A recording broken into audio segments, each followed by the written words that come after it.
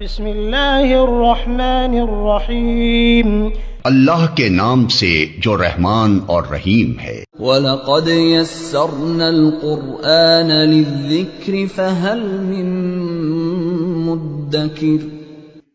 ہم نے اس قرآن کو نصیحت کے لیے آسان ذریعہ بنا دیا ہے، پھر کیا ہے کوئی نصیحت قبول کرنے والا؟ اعوذ باللہ من الشیطان الرجیم، بسم اللہ الرحمن الرحیم، یا ایہا الناس انا خلقناکم من ذکر و انثی وجعلناکم شعوبا وقبائل لتعارفوا ان اکرمکم عند اللہ اتقاکم ان اللہ علیم خبیر۔ قالت الاعراب آمنا قل لم تؤمنوا ولكن قولوا اسلمنا ولما يدخل الإيمان في قلوبكم وإن تطيعوا الله ورسوله لا يلتكم من أعمالكم شيئا إن الله غفور رحيم۔ یہ سورۃ الحجرات کی آیت نمبر 13 اور اس کے بعد کی آیات ہیں۔ ان آیات میں اللہ رب العالمین نے 7واں ادب اور 7واں قانون بیان فرمایا ہے۔ اس سے پہلے کی آیات میں فرمایا کہ نبی کریم صلی اللہ علیہ وسلم کی تعظیم اور تکریم ایمان والوں پر لازم ہے، اور فرمایا کہ مسلمان آپس میں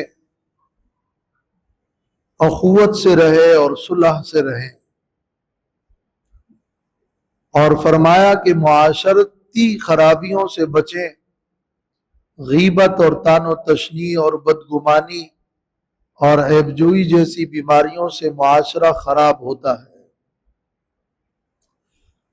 تو اب ایک قانون بیان کیا جا رہا ہے کہ اے لوگو،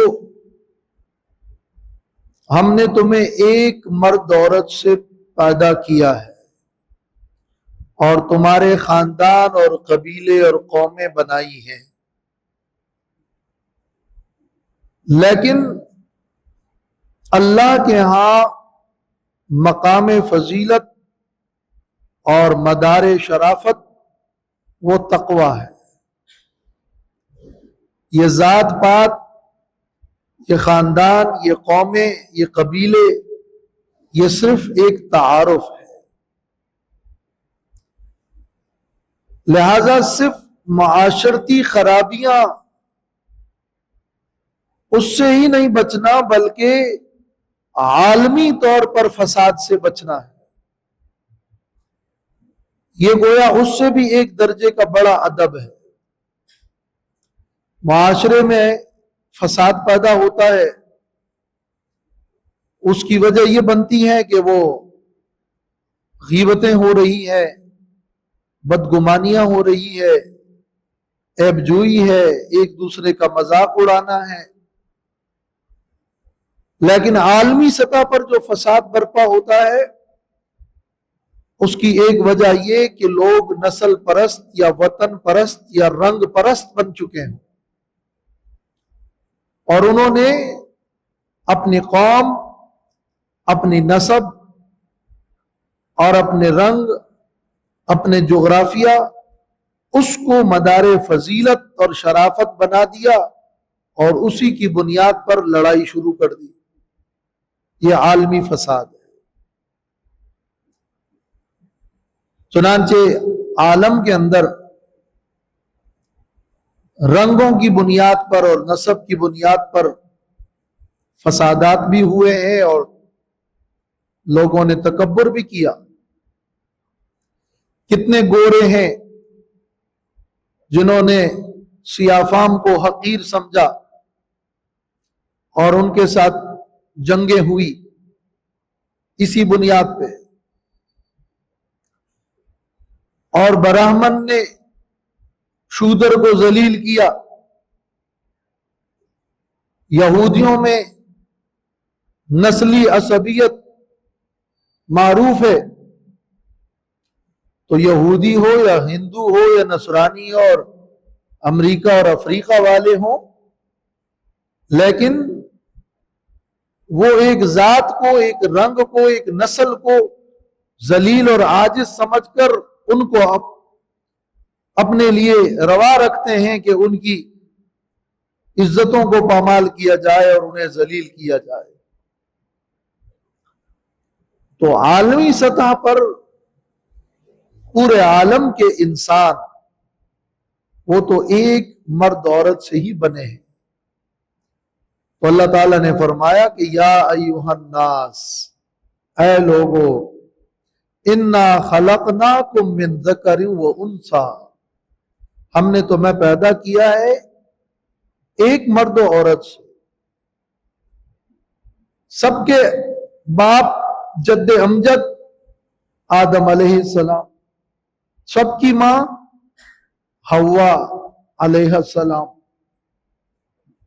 لیکن چونکہ لوگ زیادہ تھے، زمین میں پھیل گئے، تو یہ بات تو فطری تھی کہ جب زیادہ لوگ ہوں گے تو ان میں کچھ کیٹیگریاں بنے گی، قومیں بنیں گی. وَجَعَلْنَاكُمْ شُعُوبًا وَقَبَائِلًا، ہم نے تمہیں بنایا مختلف قومیں اور خاندان، قبیلے. لیکن یہ اس لیے نہیں بنایا کہ یہ قبیلے والا شریف ہے اور یہ قبیلے والا کمین ہے، یہ قبیلے والا وہ معزز ہے اور یہ قبیلے والا وہ ذلیل ہے، بلکہ یہ اس لیے لتعارفوا، تاکہ ایک دوسرے کی شناخت کر سکو، تاکہ تمہارے درمیان تعارف ہو. یہ اس لیے نہیں ہے لتفاخروا کہ تم ایک دوسرے پر فخر کرو، یہ اس لیے نہیں ہے کہ لتکرموا کہ تم نے مدار کرامت اور مدار عزت اور فضیلت اور شرافت اسی کو بنا دیا، بلکہ یہ تو تمہاری آسانی ہے، تمہاری شناخت کا ذریعہ ہے. لوگ زیادہ ہیں تو تم کہاں اور کس قبیلے کے ہو ایک دوسرے کی پہچان ہو جائے، اور اس پہچان سے یہ فائدہ بھی ہے کہ تم اپنے قوم قبیلے کی خدمت کرو گے، صلہ رحمی کرو گے. خدمت الگ چیز ہے، صلہ رحمی کا حکم ہے. لیکن آخرت میں بھی کامیابی کا اور دنیا میں بھی ہر حال اپنے نسب کی اونچائی کا دعویٰ کر کر اسی نسب اور نسل کو بنیاد بنانا اصل میں غلط ہے. تو اے لوگو، تم یہ دعویٰ کیسے کرتے ہو کہ ہم زیادہ معزز ہے اس لیے کہ ہمارا نسب یہ ہے؟ تمہارا نسب جا جا جا کے ایک جد امجد آدم و حوا تک ہی تو پہنچتا ہے، چاہے برہمن ہو یا شودر ہو، چاہے سیافام ہو یا گورا ہو. تم میں اگر کوئی شیخ ہے، کوئی سید ہے، کوئی مغل ہے، کوئی پٹھان ہے، کوئی فاروقی، عثمانی، انصاری ہے، یہ تو تعارف ہے، یہ فخر کی چیز نہیں ہے، یہ فضیلت کی چیز نہیں ہے. اللہ کے ہاں ان اکرمکم عند اللہ اتقاکم، بے شک تم میں زیادہ عزت والا اللہ کے نزدیک وہ ہے جو تم میں سب سے زیادہ متقی ہو، جو پرہیزگار ہو، جو تقویدار ہو. لہذا ایک چیز جس پر پوری دنیا کی انسانیت جمع ہو سکتی ہے اور وہ مساوات کا نمونہ ہے، اور ایک چیز جس کی بنیاد پر وہ کرامت اور عزت حاصل کر سکتے ہیں، وہ تقوی ہے. اور علماء نے اس کا ایک ربط پچھلے مضمون سے یہ بھی بیان فرمایا ہے کہ معاشرے کے اندر جو معاشرتی خرابیاں ہیں، ان خرابیوں کی اصل بنیاد کیا ہے؟ تکبر۔ ایک شخص اپنے آپ کو بڑا سمجھتا ہے، دوسروں کو حقیر خیال کرتا ہے، لہذا ہمیشہ اپنا تو حق سمجھتا ہے اور دوسروں کا حق دینے کے لیے تیار نہیں ہوتا، اور جب دوسروں کو ذلیل سمجھتا ہے تو تبھی جا کے ان کا مذاق بھی اڑاتے ہیں، اور تبھی جا کے ان کی غیبتیں بھی ہو رہی ہے اور اس پر بدگمانیاں بھی کی جاتی ہیں۔ تو جتنی بھی معاشرتی خرابیاں ہیں اس کی بنیاد وہ تکبر ہے، اور اپنے آپ کو بڑا خیال کرنے کی وجوہات میں سے ایک بڑی وجہ یہ ہے کہ چونکہ میں عالی نسب ہوں، میرا نسب تو اونچا ہے، میں تو خاندانی آدمی ہوں، میں تو فلاں خاندان والا ہوں، تو اللہ نے فرمایا کہ نہیں، اس بنیاد پر تم تکبر نہیں کر سکتے ہو۔ یا ایھا الناس، اے لوگو، انا خلقناکم من ذکر و انثی، بے شک ہم نے تمہیں پیدا کیا ہے ایک مرد اور عورت سے، وجعلناکم شعوبا وقبائل، اور ہم نے تمہیں بنایا ہے شعوبا قوموں میں، وقبائل اور قبیلوں میں۔ شعوب کا لفظ شعب کی جمع ہے، اور قبائل قبیلے کی جمع ہے۔ تو ایک بڑا خاندان، پوری ذات اور ایک بڑا حصہ، اس کو تو کہتے ہیں شعب، پھر اس کے اندر ہوتے ہیں قبیلے، وہ قبائل ہیں۔ عربوں میں پھر اس کے بھی نیچے چھوٹے چھوٹے عمارہ، فخذ اور فصیلہ اور عشیرہ، یہ مختلف الفاظ ہیں۔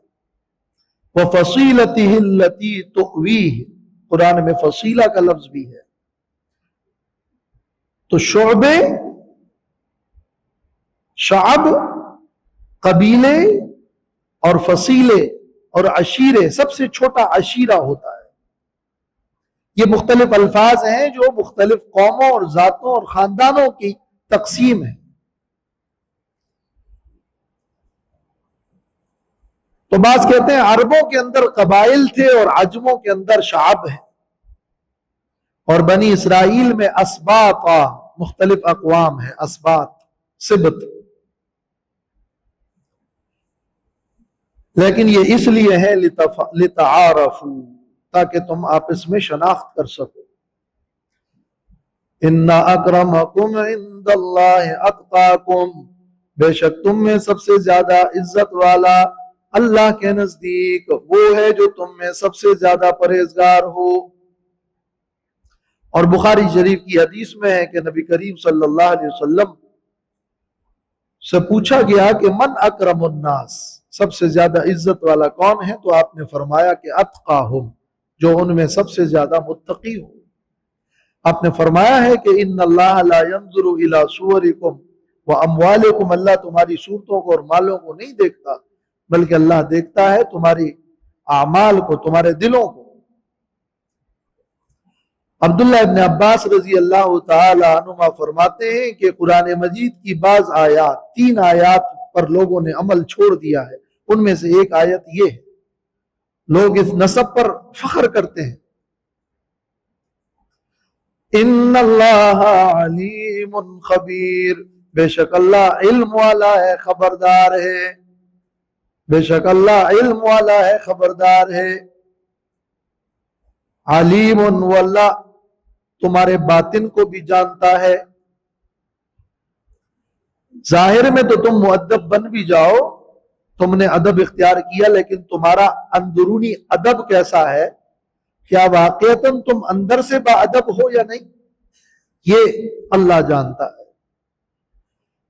اور پھر خبیر، آگے کیا ہونے والا ہے، اس لیے کہ اعتبار تو خاتمے کو ہے۔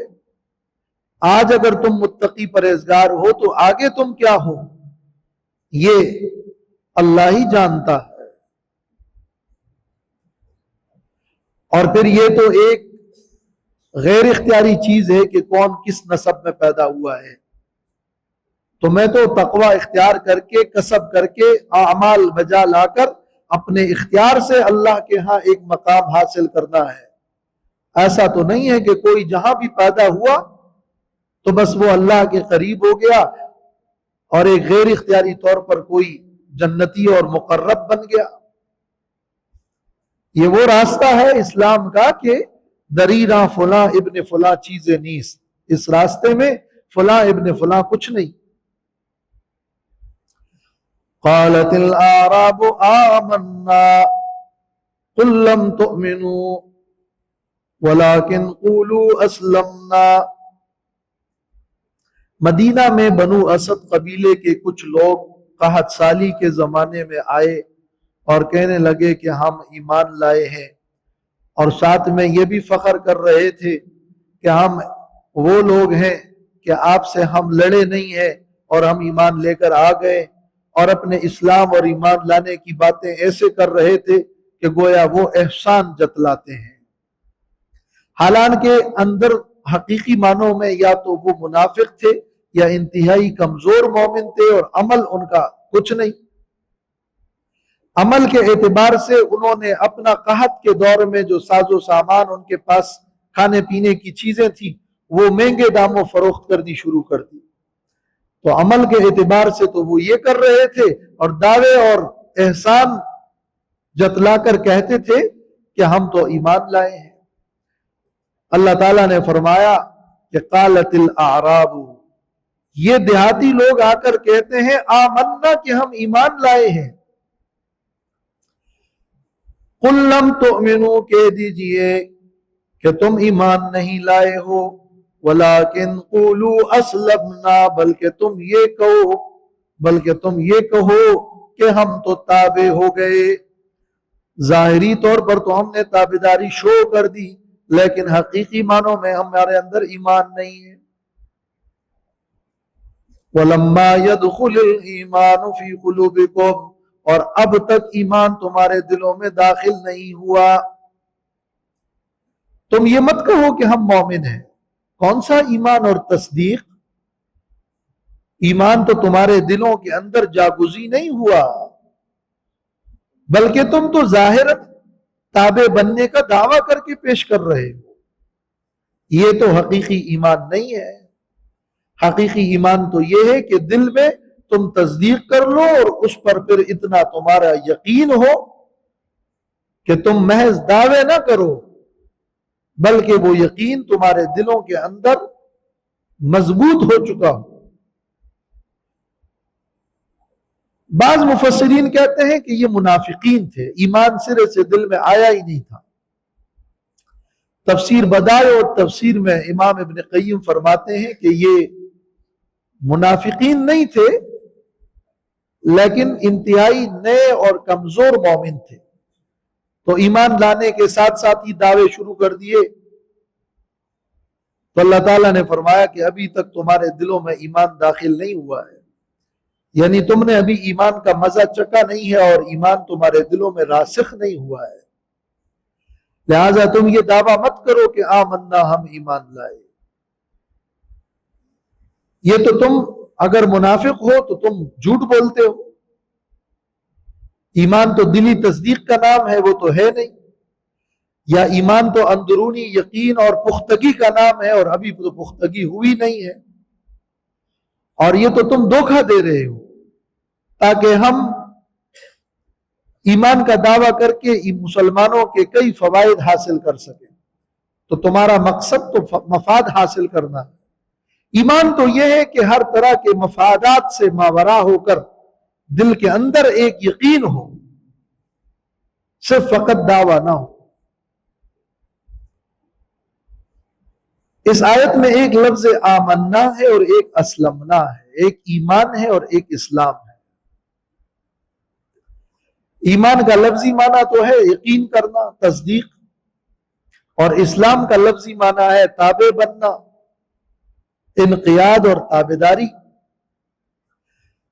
تو لفظی معنی میں کوئی یقین کر لے، یہ لفظی طور پر ایمان ہے، مگر شریعت میں ایمان کی حقیقت یہ ہے کہ نبی کریم صلی اللہ علیہ وسلم جو بھی تعلیمات لے کر آئے ہیں اس کو دل سے مان کر اس کو تسلیم کر لینا، یہ اس کی ایک شرعی اصطلاحی تعریف ہے۔ اور صرف تصدیق کرنا لفظی معنوں میں یہ ایمان ہے۔ اس تصدیق کی صداقت یہ ہے کہ انسان اعمال بجا لائے اور اطاعت کرے، تو یہ ایمان اور اعمال اس کے لیے علامت اور اس کی پختگی کا ذریعہ ہے۔ اور اسلام تابعداری ہے، تو اگر اندر تصدیق نہ ہو، صرف کوئی تابع بن جائے، تو وہ لفظی معنوں میں تو تابع بننا اور اسلام ہوگا، لیکن شریعت کی اصطلاح میں اسلام اسے کہتے ہیں کہ انسان اپنے اعمال کے اعتبار سے اللہ کا تابع بنے اور ایمان بھی ساتھ میں موجود ہو۔ تو اب ایمان دل سے شروع ہوتا ہے، اور اس کا کمال یہ ہے کہ اعمال بھی ساتھ میں ہوں، اور اسلام یہ ہے کہ اعمال بجا لائے، لیکن اس کے لیے شرط یہ ہے کہ دل کے اندر تصدیق بھی ہو۔ تو شرعی ایمان کا کمال اسلام ہے، اور شرعی اسلام کی شرط ایمان ہے۔ اس اعتبار سے یہ دونوں الفاظ ایک دوسرے کے اندر داخل اور متداخل ہیں، لیکن یہاں تو اسلمنا کا ایک لفظی معنی مراد ہے۔ تم کہتے ہو ہم ایمان لائے، تو اندر اگر تصدیق کی تم بات کرتے ہو تو تصدیق تو تمہارا ہے نہیں یا مضبوط نہیں ہے، تو تم صرف ظاہری شو کر رہے ہو تابعداری، تو اسلمنا کہو کہ ہم تابع ہو گئے، ورنہ وہ حقیقی شرعی اسلام جو کہ ایمان سے اور یقین سے برآمد ہوتا ہے وہ تمہارا نہیں۔ تو اس آیت میں یہ اسلمنا اپنے اس لفظی معنی میں، ورنہ قرآن اور سنت کی آیات اور احادیث میں مسلمان اور اسلام کا لفظ وہ ایک اصطلاح ہے جس میں ایمان بھی شامل ہے۔ ان الدین عند اللہ الاسلام ومن یبتغی غیر الاسلام دینا فلن یقبل منہ، اور وَأَنَا مِنَ الْمُسْلِمِينَ، لہذا یہ مسلمان اور اسلام، وَرَضِيتُ لَكُمُ الْإِسْلَامَ دِينًا، تو وہ مذمت کے مقام میں نہیں ہے کہ صرف اسلام کچھ نہیں ہے جب تک کہ ایمان نہ ہو، بلکہ یہ اسلام اپنی ایک پوری ماہیت رکھتا ہے جس میں تصدیق اور ایمان شامل ہے۔ لیکن اس آیت میں لفظ اسلام اپنے لفظی معنی میں استعمال ہوا ہے، اور لفظی معنی میں تابع بن جانا اگر اعمال سے بظاہر ہو اور اندر یقین اور تصدیق نہ ہو تو وہ شرعی اسلام نہیں ہے۔ وَلَمَّا يَدْخُلِ الْإِيمَانُ فِي قُلُوبِكُمْ، ایمان ابھی دلوں میں داخل ہوا نہیں، مضبوط نہیں ہوا۔ یہ لفظ لما جو ہے وہ توقع فی الاستقبال کے لیے آتا ہے، معنی یہ کہ یہ وہ لوگ ہیں کہ آئندہ اب ان کے ایمان کی پختگی یا ایمان کی قبولیت کی توقع ہے، اب تک ایمان نہیں پختہ ہوا۔ امام ابن قیم فرماتے ہیں وَهَذِهِ حَالُ أَكْثَرُ الْمُنْتَسِبِينَ فِي الْإِسْلَامِ، آج کے زمانے میں اکثر اسلام کی طرف منسوب لوگوں کا حال یہی ہوتا ہے کہ وہ اسلمنا ہوتے ہیں اور اندر سے وہ یقین برآمد نہیں ہوتا۔ وَإِن تُطِيعُوا اللَّهَ وَرَسُولَهُ لَا يَلِتْكُم مِّنْ أَعْمَالِكُمْ شَيْئًا، اور اگر تم اطاعت کرو اللہ کی اور اللہ کے رسول کی، لا یلتکم من اعمالکم، تو کمی نہیں کرے گا اللہ تم کو تمہارے اعمال میں سے کچھ بھی۔ اب بھی اگر تم باز آ جاؤ اور پچھلی تمہاری جو کمزوریاں ہیں اس کی وجہ سے اللہ تمہارے ثواب میں کمی نہیں کرے گا، اور تمہاری اس اطاعت سے تمہارے اس ایمان کی تکمیل ہوگی۔ وَإِن تُطِيعُوا، تمہارا ایمان کمزور ہے لیکن اگر تم نے اطاعت کر لی اور اعمال بجا لائے تو پھر تمہارے اعمال کا تمہیں پورا پورا اجر ملے گا۔ ان اللہ غفور الرحیم، بے شک اللہ بخشنے والا مہربان ہے۔ لاتا یلیتو سے ہے، یلیتو، اور یلیتو واحد ہے کہ وہ اللہ تمہارے اعمال کا ثواب کم نہیں کرے گا، گویا کہ جزا دینے والا تو پھر صرف اللہ ہی ہے۔ اگرچہ پچھلی لفظ میں اللہ اور رسول دونوں کا ذکر ہے، لیکن بدلہ دینے والا تو صرف اللہ ہی ہے، جزا دینے والا اللہ ہی ہے۔ انما المؤمنون الذين آمنوا بالله ورسوله ثم لم يرتابوا وجاهدوا بأموالهم وأنفسهم في سبيل الله أولئك هم الصادقون۔ اس آیت میں اب کامل مومنین اور سچے مومنین ان کا ذکر ہے کہ بے شک ایمان والے یعنی کامل ایمان والے یہ وہ لوگ ہیں جو ایمان لائے اللہ پر اور اللہ کے رسول پر، ثم لم یرتابوا، پھر انہوں نے کسی قسم کا کوئی شک نہ کیا، ایمان لائے اور اندر پھر کوئی شک نہیں بلکہ یقین ہے، اور ان کی کیفیت ڈانا ڈول نہیں ہے،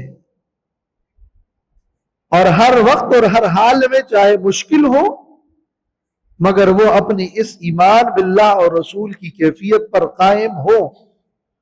وَجَاهَدُوا بِأَمْوَالِهِمْ وَأَنفُسِهِمْ فِي سَبِيلِ اللَّهِ، اور وہ جہاد کرے اپنے مالوں کے ساتھ اور اپنے نفسوں کے ساتھ اللہ کے راستے میں جہاد کرے، وہ پھر اپنے اس ایمان کی صداقت دکھائیں، کوشش کریں، وہ مال کی اور جان کی قربانی پیش کریں، تب جا کے یہ پتا چلے گا کہ واقعی ان کے دلوں کے اندر وہ صداقت ہے، خالی خولی دعوے نہ ہوں۔ اولئک هم الصادقون، تو یہی لوگ ہیں جو سچے ہیں۔ قل لا تعلمون اللہ بدینکم واللہ یعلم ما فی السماوات وما فی الارض، کہہ دیجئے کیا تم خبر دیتے ہو اللہ کو اپنے دین کا؟ تم جو یہ دعوے کرتے ہو کہ ہم ایمان لائے ہیں، ہم تو اس وقت تھے جب تم سے لڑائیاں ہو رہی تھی لیکن ہم لڑے نہیں، اور طرح طرح کے دعوے جو دیہاتیوں نے کیے، اور آج بھی اس میں وہ سارے لوگ داخل ہیں جو فقط دعوے کرتے ہیں دینداری کی، اور اس لیے اپنے دینداری کا ذکر کرتے ہیں کہ گویا وہ احسان جتلاتے ہیں۔ تو اللہ تعالیٰ فرماتے ہیں کہ تمہارے اس بولنے کی حاجت ہی کیا ہے؟ کیا تم چاہتے ہو کہ اللہ کو پتہ چلے، یا تم احسان جتلاتے ہو؟ دو وجہ ہو سکتی ہے، یا تو تمہارا خیال ہے کہ اللہ کو نہیں پتا، یا تمہارا خیال ہے کہ تم احسان جتلاتے ہو، تو ان دونوں باتوں کو رد کیا جا رہا ہے۔ قل اتعلمون اللہ بدینکم، کہہ دیجئے کیا تم خبر دیتے ہو اللہ کو اپنے دین کا؟ تعلمون تعلیم سے آگاہ کرنا، خبر دینا اور جتلانا۔ واللہ یعلم ما فی السماوات وما فی الارض، اور اللہ جانتا ہے وہ سب کچھ جو آسمانوں میں اور جو زمین میں ہے۔ وہ تمہاری حقیقی نیت کو اور حقیقی ایمان کو اور تمہاری سچائی کو اور تمہارے اخلاص کو جانتا ہے۔ تم اگر کہو بھی لیکن تمہاری اندرونی کیفیت دل کی کیا ہے وہ اللہ جانتا ہے۔ واللہ بکل شیء علیم، اور اللہ ہر چیز پر ہے علم والا۔ اس آیت میں اللہ اللہ اللہ کا لفظ 3 بار ہے، بار بار اس لفظ کو دہرایا جا رہا ہے۔ اللہ کو خبر دینا چاہتے ہو؟ اللہ کو تو سب پتا ہے۔ تو یہ لفظ اللہ تعظیم اور جلال کے لیے ذکر ہو رہا ہے۔ اگر کوئی شخص اقرار اور اعتراف کے طور پر اللہ کے سامنے گڑ گڑا کر کہتا ہے اللہم لک اسلمت وبک آمنت وعلیک توکلت، وہ اس میں شامل نہیں ہے، وہ مراد نہیں ہے کہ تعلمون اللہ بدینکم، کیا تم اللہ کو اپنے دین اور اسلام کی خبر دینا چاہتے ہو جو تم کہتے ہو کہ اللہ ہم تجھ پر ایمان لائے ہیں، ہم تیرے تابع ہیں، ہم نے تم پر توکل کیا ہے۔ تو یہ عاجزی کے موقع پر اللہ کے سامنے گڑ گڑا کر شکریہ کے طور پر بولنا الگ چیز ہے، اور شوبازی کے لیے بولنا کہ میں نے دین کا یہ کام کیا ہے اور میں نے تو اسلام قبول کیا ہے اور میں تو یہ کیا، تو وہ مدار نیت پر ہے۔ یمنون علیک ان اسلموا، یہ لوگ، وہ دوسری بات، یہ لوگ احسان جتلاتے ہیں، احسان رکھتے ہیں آپ پر اس بات کا کہ وہ اسلام لائے ہیں، کہ وہ تابع بن چکے ہیں۔ قل کہہ دیجئے لا تمنوا علی اسلامکم، مجھ پر احسان نہ رکھو اپنے اسلام کا، بل اللہ یمن علیکم، بلکہ اللہ نے تم پر احسان کیا ہے، ان ہداکم للایمان، کہ تمہیں تمہاری رہنمائی کی ہے اور ہدایت دی ہے ایمان کی طرف۔ یہ تو الٹا اللہ کا تم پر احسان ہے، تمہارا کسی پر کوئی احسان نہیں ہے کہ اگر تم نے اسلام قبول کر لیا اور تم نے کوئی نیکی کر لی اور تم نے زکوٰۃ دے دی اور تم نے کوئی مسجد بنا دی اور تم نے کوئی نیکی کا کام کر دیا، تو تم اپنا احسان مت جتلاؤ کہ تم نے احسان کیا، بلکہ الٹا اللہ کا احسان ہے کہ اللہ نے توفیق دی اس عمل خیر کی۔ تمہاری کیفیت یہ ہونی چاہیے، ورنہ تمہاری عمل غارت ہو سکتی ہے، عمل برباد ہو سکتا ہے۔ اعمال کرنے کے ساتھ ساتھ اعمال کے حفاظت کی ضرورت ہے۔ ریاکاری سے اعمال برباد ہو جاتے ہیں، شرک و کفر سے برباد ہو جاتے ہیں۔ تو یہ مت کہو، احسان مت جتلاؤ کہ وہ اسلام لائے ہیں، بلکہ اللہ نے احسان کیا ہے۔ منت منا کے خدمت سلطان میں کنی، ان ہداکم للایمان، کہ اللہ نے تمہیں ایمان کی ہدایت دی۔ یہاں علماء فرماتے ہیں کہ جب یہ لوگ منافق تھے، ایمان تھا ہی نہیں، تو کیا تم احسان جتلاتے ہو؟ اللہ نے احسان کیا کہ تمہیں ایمان کی ہدایت دی۔ تو جب وہ مومن نہیں تھی تو اللہ نے احسان کیا کہ تمہیں ہدایت دی۔ تو اس کا مطلب وہ یہ کہ اگر وہ منافق ہیں تو اللہ نے جو رسول صلی اللہ علیہ وسلم کو مبعوث فرمایا اور جو اسلام بیان کیا اور جو قرآن نازل فرمایا اور تمہارے سامنے اپنا دین پیش کر دیا، یہ اللہ کا احسان ہے، ورنہ اللہ چاہتا تو یہ بھی نہ بیان کرتا اور تم یوں ہی کفر پہ مر جاتے۔ یہ جو ایمان بیان کیا ہے یہ اللہ کا احسان ہے، چاہے تم نے قبول پھر نہ بھی کیا ہو، لیکن اللہ نے جو ایمان کو بیان کر دیا ہے یہ اللہ کا احسان ہے۔ یا اللہ نے تمہاری رہنمائی کی اور ہدایت دی ایمان کی، آگے شرط بھی ہے نا، ان کنتم صادقین، اگر ہو تم سچے، اگر واقعتاً تم ایمان لائے ہو تو یہ اللہ کا احسان ہے، اور اگر نہیں لائے ہو تو پھر اللہ نے تم پہ یہ احسان نہیں کیا۔ ان کنتم صادقین کی شرط تو موجود ہے۔ دوبارہ فرمایا اور خاتمہ سورت پر متنبہ کیا کہ اعمال، آداب معاشرت اور اپنے اخلاق، اس کو اللہ کا احسان سمجھو، اور اپنی نیکیوں پر فخر مت کرو کہ میں ایسا ہوں اور میں ویسا ہوں، اپنے صفائی کے دعوے مت کیا کرو، بلکہ یہ اللہ کا احسان ہے۔ اور یہ جان لو کہ اللہ تعالیٰ تمہارے باطن کو جانتا ہے۔ تو بطور تاکید یہ آخری جملہ پھر فرمایا، ان اللہ یعلم غیب السماوات والارض، بے شک اللہ جانتا ہے غیب آسمانوں کا اور زمین کا۔ تمہارے ایمان اور صداقت کا اس اللہ کو پتا ہے، اور تمہارے اعمال کا بھی پتا ہے۔ واللہ بصیر بما تعملون، اور اللہ دیکھنے والا بینا ہے ان اعمال کا جو تم کرتے ہو۔ الحمدللہ رب العالمین والصلاة والسلام علی خیر خلقہ محمد وعلی آلہ واصحابہ اجمعین۔ ربنا تقبل منا انک انت السمیع العلیم وتب علینا انک انت التواب الرحیم، وصلی اللہ تعالی علی خیر خلقہ محمد وعلی آلہ واصحابہ اجمعین برحمتک یا